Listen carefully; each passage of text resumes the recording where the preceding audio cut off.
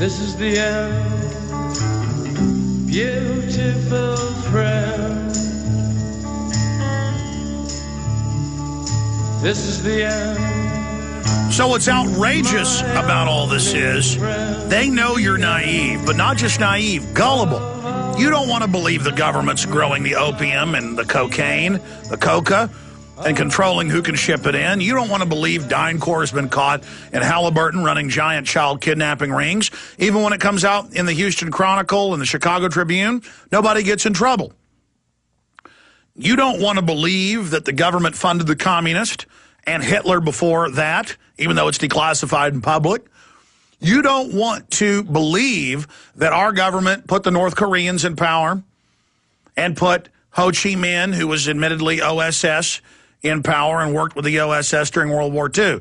You don't want to admit it because it's so diabolical. But it's all on record. And now because of the information age, they go, okay, yeah, we put the commies in power. Yeah, we're growing opium. Yeah, we got CIA aircraft. We fly people out that are to be tortured when we fly cocaine in. And they have congressional hearings, you know, the CIA Solicitor General saying, we did bring all the coke in and we did do it, but we're sorry now. And so, of course, they're in the news saying they're getting ready to take more of your pension funds. Of course, they're going to come out and say, well, we want to put lithium in the water to make you behave yourself on Fox News. They're just going to come right out and say, you're not going to admit you're in a nightmare. See, once you buy into corruption and rationalize it by increments, pretty soon those increments add up to really big things you're accepting. Of course 9/11 is staged. Of course. I mean, what idiot looks at the facts and doesn't know it?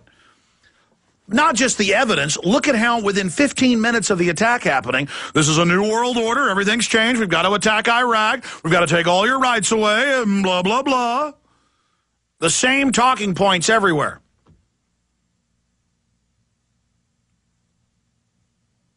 And then it goes on and on, how the U.S. troops were already massed to invade the month before. Bush had already signed the launch order. They announced Building 7 had fallen exactly how it did fall right before it fell. On and on and on. None of us are safe while this continues. You know how bold these people are? They could have killed Kennedy, who had health problems with poison in his drink. They could have killed any of these people. No, they wanted to blow his head off in plain view of hundreds of people and dozens of police, with everyone seeing the men behind the grassy knoll firing. They did that as a public execution at high noon to let you know we run things now. Look, at the end of World War II, 22,000, this is on record, so don't live in denial, 22,000 U.S. troops had been captured in German camps by the Russians. And the Russians just kept them as slave labor and intel. And our government didn't want to have a PR problem. They just said, keep them. 22,000 troops don't mean jack diddly squat. Now, if 22,000 troops don't mean jack diddly squat to the people that ran our government in 1945, who do you think's running things now? Because the way corruption works is it always gets worse till it's brought fully to heel. What do you think's going to happen, ladies and gentlemen? Do you think any of you are safe? See, that's the big mind trick. That's the big game. Is that people think they're safe by cowering and by going along with corruption. They think the safe path is not speaking up, not popping your head up above, the grass, just going along to get along. When you have a nation of castrated, gelded, dumb men, because they're more than just cowards, they're dumb. Because only a fool thinks you give into corruption and you somehow get ahead. No, you become a slave. And your children become a slave. And you lose your hopes and your dreams and your future. And I've said this many times, I'll say it again. You're only alive once, folks. Now is only now. And the crossroads we're at. Going into the future, you're not going to be able to make the right decision later. You're not going to be able to turn back and wish that when the republic was on its knees, but still had a fighting chance of getting on its feet. If we can just get the country on its feet, and right now it's trying to get up. The sleeping giant's awake, and it hadn't walked in decades, and it's trying to get up, trying to get out there in therapy and take a few steps. And every one of us have to give our blood, our sweat, our tears, our soul, our spirit, our very energy. And by give your soul to it, commit to liberty and freedom. Give your soul to God. If you give your soul to God, you're not going to be able to control yourself. All you out there that think you're Christian or think you're on the side of the light, look, if you're not fighting evil, come on. Faith without works is dead. I'm not afraid of dying. I'm not afraid of being destroyed. I'm not afraid of being demonized. I'm not afraid of being tortured. I'm not afraid of them making stuff up about me in the media, coming out and saying, Lord knows what. I'm only afraid of failing.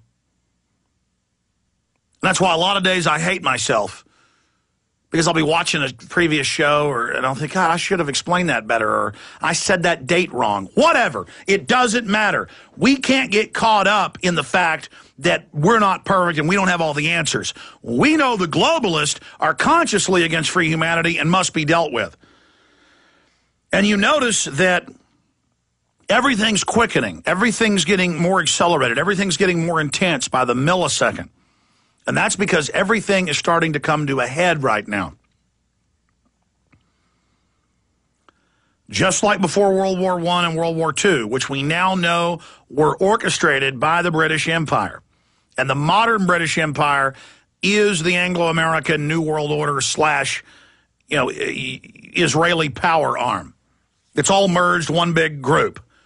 You can't say which head of the Hydra runs the Hydra because it's all part of the same creature. One head of the Hydra is just as guilty as the other head of the Hydra. And the Hydra will destroy people who aren't good. It'll destroy people who are good. The point is, it's the big Hydra. It's the big dragon. It's the big monster. But it'll saddle up beside some other petty tyranny and say, look, I'm better than that tyranny. Join me, the dragon. That's its trick. To the point of it created the Nazis. It created the Soviets. It created all of these enemies so it could menace you with those enemies, so it could have its war. I mean, it goes back to the Rothschilds and others funding both sides of any war. That way they always win. And then it's elementary to understand that Kim Jong-il is a pea in a pod with the Rockefellers and the Rothschilds and the Dutch royalty and the British royalty and these elites. He wears a jumpsuit. He's got cameras watching people. He's got slave camps. He's what the globalists want.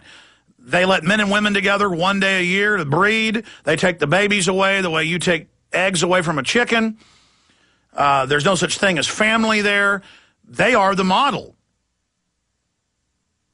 And that's why our government gave them weapon systems, and that's why our government gave them nukes. And because they like them. The globalists don't like Iran. They're pro-family, and they got their own problems. But they're pro-family, they're pro-sovereignty, they're pro-free market, and they hate the New World Order, folks. You know, you don't have people taking people's kids and raising them in government brainwashing camps. They got their own form of tribal brainwashing, but everybody does. I mean, the issue is, we know why they're going up against Iran, okay? Because once they've got that country, they've got from Turkey all the way to Pakistan, they've got that whole area controlled to continue their operations.